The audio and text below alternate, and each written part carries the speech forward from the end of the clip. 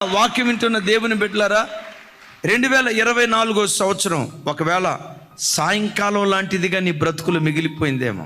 2024 సంవత్సరం రాత్రిలాగా ఒకవేళ మిగిలిపోయిందేమో. ఒకవేళ ఈ వాక్యం వింటున్న నీ బ్రతుకులు, అయ్యా ఏడ్పుతో నేను బ్రతుకుతున్నా, జీవితాంతం ఏడ్పే ఉంటుందా? జీవితాంతం దుఃఖమే ఉంటుందా? జీవితాంతం కన్నీళ్ళే ఉంటాయా? జీవితాంతం ఆర్తాధ్వనులతోనే ఒకవేళ నేను బ్రతుకుతూ ఉంటానా?